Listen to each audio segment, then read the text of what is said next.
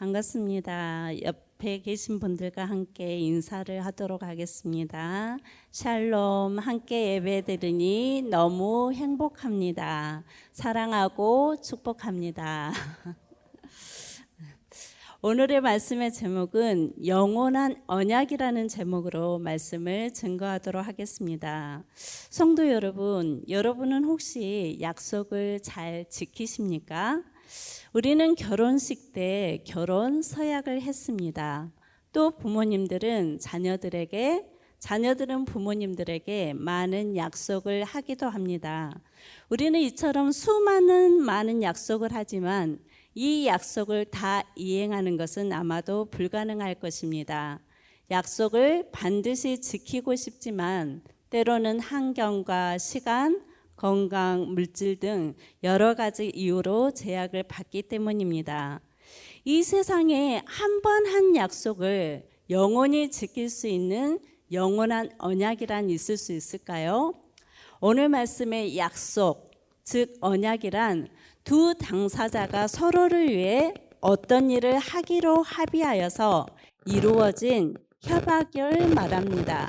구약에서 언약으로 번역된 히브리어는 베리트라고 하는데요. 이 베리트는 끊는다라는 어원을 가지는데 이는 계약을 맺을 때, 언약을 맺을 때 짐승을 둘로 절단하여 엄숙한 의식을 행한 데서 유래된 말이라고 합니다. 이는 반드시 언약은 그러므로 반드시 지켜야 한다는 것을 뜻하고 있는 것입니다. 그런데 이 많은 언약들 가운데 사람과 사람 사이의 언약이 있을 수 있고 또 이 언약들 가운데 하나님과 사람 간에 맺는 언약은 하나님께서 주권적으로 행하시는 피로 맺은 은혜로운 약정입니다. 아브라함의 언약, 또 모세의 언약, 다윗의 언약, 새 언약 등이 있습니다. 오늘 본문에서는 하나님께서 다윗과 맺은 다윗 언약에 관한 내용입니다. 하나님께서 다윗에게 어떤 약속들을 하셨는지 그리고 그 약속이 어떻게 성취되었는지 오늘 말씀을 통해서 묵상해 보도록 하겠습니다. 다윗이 이제 이스라엘의 왕이 되고 첫 번째로 한 일은 이스라엘의 수도를 예루살렘에 세우고 하나님의 언약궤를 장막에 가져온 것입니다. 역대상 16장 1절의 말씀을 한번 읽어보도록 하겠습니다. 하나님의 궤를 메고 들어가서 다윗이 그것을 위하여 친 장막 가운데에 두었다라고 말하고 있습니다.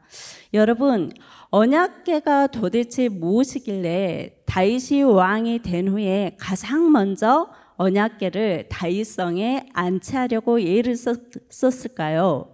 언약궤는 성경에서 보면 증거궤, 법궤, 하나님의 궤라고도 불렸습니다. 하나님은 모세에게 언약궤를 만드는 법을 손수 가르쳐 주셨습니다. 이 언약궤는 아카시아 나무로 만들어서 상자 안팎을 금으로 도금을 했습니다. 언약궤 안에는 십계명을 새긴 두 돌판과 만나 항아리, 아론의 지팡이를 넣어두었습니다. 이 세 가지의 물건은 하나님의 약속의 말씀과 하나님의 기적과 하나님의 능력을 대표하는 것이라고 할 수 있습니다. 그러므로 이 언약궤는 하나님의 임재와 언약의 상징이 바로 언약궤라는 것입니다. 그런데 이 언약궤는 인간이 만들어낸 상징물이 아니라 거룩하신 창조주 하나님께서 당신의 백성 가운데 함께 하시겠다는 약속이 눈에 보이도록 주신 증거물입니다. 이처럼 언약궤는 이스라엘 백성을 인도하시는 하나님의 임재를 상징한 것입니다. 그래서 이스라엘 백성들은 요단강을 건널 때 어떻게 했습니까? 언약궤를 앞세우고 요단강을 건너기도 했고 여리고성을 함락할 때도 그리고 전쟁을 할 때마다 이스라엘 백성들은 맨 먼저 이 언약궤를 앞세우고 나아갔던 것입니다. 그런데 이 언약궤를 사울 왕 때 그만 블레셋에게 빼앗기고 말았습니다. 다윗은 이 빼앗긴 언약궤를 다시 찾아 드디어 다윗성 장막에 안치했습니다. 이제 이스라엘은 안정되고 번영을 누렸습니다. 또한 주변 국가의 전쟁을 할 때마다 승리를 했고 나라와 백성들은 평안했습니다. 다윗 자신 또한 백향목으로 지은 웅장한 궁궐에 거하고 있었습니다. 모든 것이 이처럼 완벽해 보이는 그때에 다윗의 마음에 한 가지 불편함이 있었습니다. 그것은 다윗 자신은 지금 이렇게 호화로운 집에 사는데 온 우주의 왕이신 하나님의 임재를 상징하는 언약궤는 지금 어디에 있는 것입니까? 여전히 초라한 장막에 있다는 사실이 다윗에게는 견딜 수 없었던 것 같습니다. 다윗은 이제 하나님께 화려한 집을 지어드리고 싶었습니다. 그래서 다윗은 나단 선지자에게 성전을 짓고 싶어하는 자신의 마음을 털어놓았는데 역대상 17장 1절 한번 읽어보도록 하겠습니다. 다윗이 그의 궁전에 거주할 때에 다윗이 선지자 나단에게 이르되 나는 백향목궁에 거주하거늘 여호와의 언약궤는 휘장 아래에 있도다라고 말하면서 자신이 앞으로 성전을 건축하고 싶어하는 자신의 마음을 털어놓았습니다. 나단 선지자는 다윗의 마음의 소원을 듣고 이렇게 대답을 했습니다. 2절 같이 있습니다. 나단이 다윗에게 이르되 하나님이 왕과 함께 계시니 마음에 있는 바를 모두 행하소서라고 이렇게 답변을 했습니다. 여러분, 다윗이 지금 여호와의 성전을 짓고자 하는 때는 사무엘하 7장 1절에 보면은 어느 정도 주변 대적을 다 물리치고 왕궁을 짓고 편히 거할 때였습니다. 그러므로 다윗이 이처럼 하나님의 성전을 짓고자 하는 마음은 전혀 이상하지 않습니다. 오히려 다윗의 이런 생각은 누가 들어도 칭찬받아야 할 마땅하고 유대한 믿음의 표현이라고도 할 수 있습니다. 그래서 나단 선지자도 다윗의 생각을 좋게 여기며 왕이 생각한 대로 진행하면 좋겠다라고 이렇게 조언을 한 것입니다. 하지만 여러분, 하나님의 생각은 나단 선지자와 다윗의 생각과는 전혀 달랐던 것입니다. 3절과 4절 같이 한번 읽겠습니다. 그 밤에 하나님의 말씀이 나단에게 임하여 이르시되 가서 내 종 다윗에게 말하기를 여호와의 말씀이 너는 내가 거할 집을 건축하지 말라라고 하나님께서는 이렇게 말씀하셨습니다. 나단은 다윗의 계획이 하나님의 성전을 건축하고 싶어하는 이 다윗의 계획이 너무 당연하다고 생각되어서 하나님께 여쭤보지도 않았습니다. 그런데 하나님께서는 그 밤에 다윗과 나단이 이야기했던 그 밤에 나단 선지자에게 말씀하셔서 성전 건축 계획에 급히 제동을 거셨습니다. 하나님은 매우 단호하게 성전을 건축하지 말라라고 명령했고 하나님의 응답은 노라는 응답을 하셨던 것입니다. 사랑하는 성도 여러분, 오늘 본문의 내용처럼 우리가 때로는 너무 당연하다고 여기는 일들이 때로는 하나님의 생각과 사람의 생각과는 전혀 다를 수 있다는 것입니다. 그러므로 우리는 당연히 보이는 일일지라도 내 생각대로 하는 것이 아니라 그때마다 하나님의 뜻을 물어야 합니다. 이것이 바로 여호와 앞에서 코람데오의 삶이라는 것입니다. 나는 얼마나 나의 삶에 대해서 하나님과 소통하고 있습니까? 내가 행하는 일, 내가 계획하는 것, 내가 생각하는 것들을 얼마나 하나님과 함께 의논하고 하나님에게 묻고 소통하고 있는지 우리의 자신의 모습을 한번 돌아보았으면 좋겠습니다. 그렇다면 여러분, 하나님은 왜 성전을 이 다윗에게 건축하지 말라고 하셨을까요? 하나님께서는 성전을 건축하지 말라고 명령하셨고 이 성전 건축을 거절하신 이유에 대해서 말씀을 하고 있는데 역대상을 통하여서 왜 하나님께서는 다윗에게 성전을 건축하지 말라고 하셨는지 한번 살펴보도록 하겠습니다. 5절의 말씀을 한번 읽어보도록 하겠습니다. 내가 이스라엘을 애굽에서 올라오게 한 날부터 오늘까지 집에 있지 아니하고 오직 이 장막과 저 장막에 있으며 이 성막과 저 성막에 있었다라고 말하고 있습니다. 여러분, 다윗은 하나님을 자신이 만든 집이라는 공간에 모시려고 했고 하나님의 영광을 자신의 기준과 자신의 능력으로 하나님의 영광을 높이고 싶어 했습니다.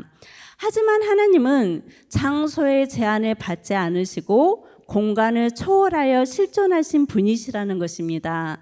한 장소에 고정되어 있는 우상신들과는 비교할 수 없는 존재입니다. 그래서 열왕기상 8장 27절에서는 솔로몬이 기도한 내용인데 한번 읽어보도록 하겠습니다. 하나님이 참으로 땅에 거하시리까 하늘과 하늘들의 하늘이라도 주를 용납하지 못하겠거늘 하물며 내가 건축한 이 성전이오리까. 이 말씀은 솔로몬이 성전을 안공한 후에 하나님께 기도한 내용입니다. 솔로몬은 하나님께서 우리가 만든 성전에 거하시는 분이 아니시라는 것을 알고 있었던 것입니다. 하나님은 이스라엘이 출애굽할 때부터 사사시대에 이르도록 성전을 원한 적이 없었고 지금도 원하지 않다라고 밝히시고 있는 것입니다. 그럼에도 성막을 만들고 그 언약궤를 그곳에 두라고 명령하신 이유는 오직 백성들과 함께 하시고자 하심이었다는 것입니다. 여러분, 하나님은 어떤 분이십니까? 모든 피조물의 경외의 대상이지만 한편으로는 우리와 함께 계시는 임마누엘의 하나님 되심을 기억하시기를 바랍니다. 두 번째 이유는 하나님의 관심과 우리의 관심은 다르다는 것입니다. 역대상 17장 6절의 말씀을 한번 읽어보도록 하겠습니다. 이스라엘 무리와 더불어 가는 곳에서 내가 내 백성을 먹이라고 명령한 이스라엘 어느 사사에게 내가 말하기를 너희가 어찌하여 내 백향목집을 건축하지 아니하였느냐라고 말하였느냐라고 이렇게 말씀하셨습니다.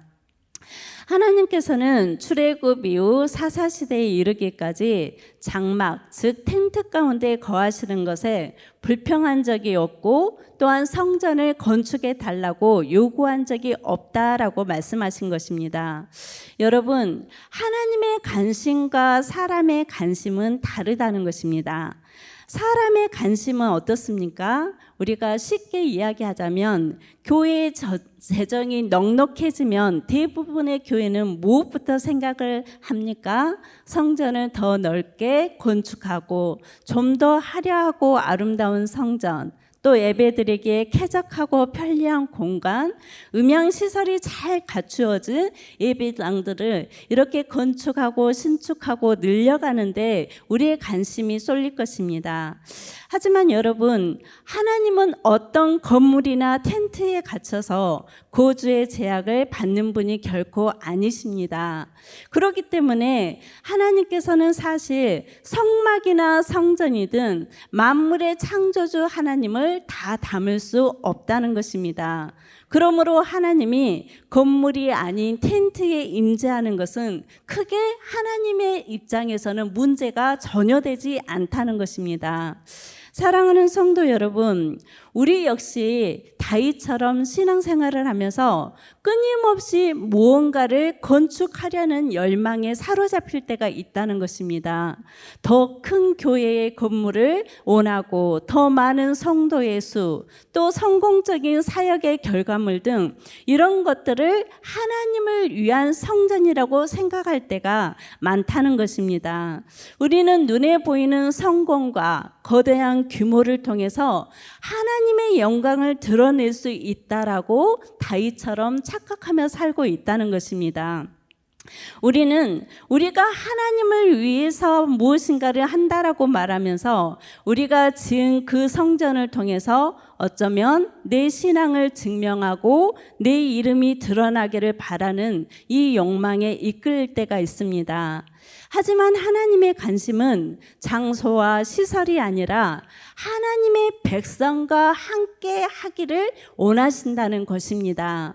하나님은 결코 화려한 성전, 화려한 시설, 그곳에 있기를 원하는 것이 아니라 하나님의 관심은 누구에게 쏠렸다는 것입니까? 하나님의 백성, 하나님의 성도, 하나님의 자녀와 함께 있기를 원하는 것이 하나님의 관심이라는 것입니다. 성도 여러분, 우리의 관심은 어디에 있습니까? 또한 우리 영광교회의 관심은 어디에 있습니까? 하나님의 관심이 우리의 관심이 되었으면 좋겠습니다. 이제 하나님께서 아주 중요한 문제에 대해서 말씀을 하시고 있는데 하나님은 다윗의 잘못된 생각을 문제로 지적하고 있습니다. 17장 7절과 8절의 말씀을 한번 읽어보도록 하겠습니다. 또한 내 종 다윗에게 이처럼 말하라. 만군의 여호와께서 이처럼 말씀하시기를 내가 너를 목장 곧 양떼를 따라다니는 데에서 데려다가 내 백성 이스라엘의 주권자로 삼고 너가 어디로 가든지 내가 너와 함께 있어 너의 모든 대적을 너의 앞에서 멸하였은즉 세상에서 존귀한 자들의 이름 같은 이름을 너에게 만들어 주리라 라고 말했습니다. 하나님은 7절과 8절의 말씀을 통해서 주체에 대한 관점을 바꾸셨습니다. 이제까지 다윗은 자신이 하나님을 위해서 성전을 건축하는 주체라고 생각을 했습니다. 그런데 하나님은 다윗의 이런 생각을 180도로 바꾸셨습니다. 다윗이 하나님을 위해서 집을 짓는 것이 아니라 하나님께서 다윗을 위해 지금까지 집을 지어 오셨다라고 말씀하고 있는 것입니다. 다윗을 데려오시고 다윗의 모든 대적을 멸하시고 다윗의 이름을 앞으로 세상에서 존귀한 자로 만드신 주체는 다윗이 아니라 바로 하나님이시라는 것을 말씀하고 있는 것입니다. 즉 하나님께서는 어떤 분이셨습니까? 다윗을 목동 시절에 불려서 양떼가 아닌 이스라엘 백성의 목자 즉 주권자로 세우셨고 다윗이 어디로 가든지 대적을 이기게 하셨습니다. 또한 하나님께서는 장차 이 다윗 왕조를 더욱 견고하게 하실 것이다 라고 다윗에게 약속을 해주신 것을 볼 수가 있습니다. 여러분, 건축의 주체는 사랑과 교회가 아닌 하나님이시라는 것을 기억하시기를 바랍니다. 하나님의 나라의 역사는 나의 힘, 사람의 힘, 인간의 힘이 아니라 하나님의 은혜로 이루어진다는 것을 반드시 잊지 말기를 바랍니다. 이제 하나님은 성전을 건축하려는 이 다윗에게 도리어 하나님이 다윗에게 약속을 해주시는 것들이 있는데 세 가지의 약속을 하고 있는데 첫 번째는 10절의 말씀을 같이 한번 읽겠습니다. 또 내게 이르노니 여호와께서 뒷부분만 읽겠습니다. 여호와가 너를 위하여 한 왕조를 세울지라 라고 말씀하고 있습니다. 첫 번째 약속은 하나님께서 다윗의 집을 세우시겠다라고 약속해 주신 것입니다. 두 번째는 역대상 17장 11절에서 12절의 말씀을 한번 읽겠습니다. 시작. 내 생명의 연한이 차서 내가 조상들에게로 돌아가면 내가 내 뒤에 내 씨 곧 내 아들 중 하나를 세우고 그 나라를 견고하게 하리니 그는 나를 위하여 집을 건축할 것이요 나는 그의 왕위를 영원히 견고하게 하리라 라고 약속하셨습니다. 다윗의 아들이 집을 건축할 것이며 하나님은 그의 왕권을 견고하게 하실 것이다 라고 약속하신 것입니다. 다윗은 어떻습니까? 다윗은 자신이 성전을 건축하려고 했습니다. 그렇지만 하나님의 계획은 따로 있었습니다. 하나님은 다윗의 아들 중 하나를 세워서 하나님의 성전을 건축하게 하시겠다라고 말씀하고 있습니다. 하나님은 다윗의 집을 먼저 건축하게 하신 후에 하나님의 집은 다윗의 아들을 통해서 건축하도록 하셨습니다. 다윗의 아들이 하나님의 집을 건축할 것이며 하나님은 그의 왕위를 영원히 견고하게 하실 것이다 라고 약속해 주고 있습니다. 세 번째 약속은 13절과 14절입니다. 같이 한번 읽겠습니다. 그는 나의 아들이 되리니 나의 인자를 그에게서 빼앗지 아니하기를 내가 네 전에 있던 자에게서 빼앗은가 같이 하지 아니할 것이며 내가 영원히 그를 내 집과 내 나라에 세우리니 그의 왕위가 영원히 견고하리라 하셨다 하라. 이 약속의 말씀을 보통 다윗의 언약이라고 말합니다. 다윗 언약이라고 말합니다. 하나님께서 친히 다윗의 자손을 통해 그의 나라, 하나님의 나라를 영원하게 하시겠다는 약속입니다. 인간 다윗이 하나님을 위해 집을 짓는 것이 아니라 전능하신 하나님께서 인간 다윗을 위해 집을 세우시겠다는 것입니다. 하나님께서 다윗을 위해 세우시겠다는 이 집은 우리가 흔히 알고 있는 단순히 건물을 뜻하는 것이 아니라 다윗의 가문과 다윗 왕과의 영원한 약속, 즉 다윗 언약을 말하고 있습니다. 다윗의 자손은 하나님의 아들이 될 것이며 하나님은 그를 통해서 나라를 세우고 그 나라가 영원하게 하실 것이다 라고 약속하고 있는 것입니다. 이스라엘이 바벨론 포로가 되고 성전이 다 무너졌을지라도 하나님께서 세우신 다윗 언약만큼은 계속 유효했습니다. 그래서 포로기 이후에 이 이스라엘 백성들은 하나님의 약속대로 다윗의 자손 중 한 분이신 이 메시아가 오셔서 반드시 그의 나라를 온전히 회복하실 것을 소망으로 갖고 있었던 것입니다.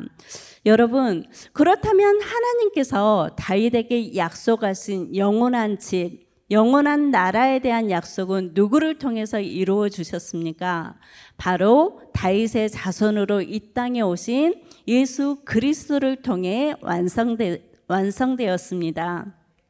예수 그리스도는 참된 성전으로 이 땅에 오셨습니다. 요한복음 2장 19절의 말씀 한번 읽어보겠습니다. 예수께서 대답하여 이르시되 너희가 이 성전을 헐라 내가 사흘 동안에 일으키리라 라고 말씀하고 있습니다. 예수님은 돌과 나무로 지은 건물 성전이 아니라 자신의 몸, 즉 죽음에서 3일 만에 부활하신 자신의 몸이 바로 성전임을 밝히셨습니다. 또한 예수님을 믿는 우리 자신은 하나님이 거하시는 거룩한 성전이 되게 하셨습니다. 성도 여러분, 우리 눈에 보이는 예배당, 건물이 성전이 아니라 이제 예수 그리스도를 믿는 성도, 믿음의 공동체가 바로 하나님을 모신 성전입니다. 그렇다면 우리 공동체는 하나님을 위한 성전으로 어떻게 지어져 가야 합니까? 성전의 본질은 무엇입니까? 거룩입니다. 그러므로 하나님의 말씀과 기도로 날마다 거룩한 성전으로 지어져 가야 할 것입니다. 오늘 말씀의 결론을 맺습니다.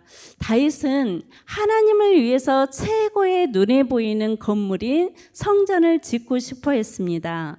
하지만 하나님은 예수 그리스도를 통해서 눈에 보이지 않는 영적인 집, 즉 교회를 세우셨습니다. 그러므로 예수 그리스도는 교회의 머리가 되십니다.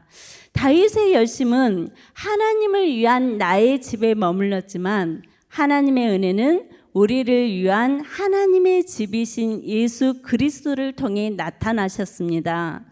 사랑하는 성도 여러분, 이제 우리는 불안한 마음으로 무엇인가를 끊임없이 건축하려는 시도를 멈추시고 감사함으로 이미 우리를 자신의 성전으로 삼아주신 하나님의 은혜 안에 거해야 합니다. 우리는 하나님을 집을 짓는 건축가가 아니라 예수 그리스도라는 반석 위에 세워져가는 성전이라는 것입니다. 고린도전서 3장 16절은 이렇게 말하고 있습니다. 너희는 너희가 하나님의 성전인 것과 하나님의 성령이 너희 안에 계시는 것을 알지 못하느냐라고 말씀하고 있습니다. 이제 우리는 나의 열심이 아닌 하나님의 열심이, 나의 계획이 아닌 하나님의 약속이 우리를 통해 이루어질 것을 믿으며 주님을 섬기는 자가 되도록 힘써야 합니다.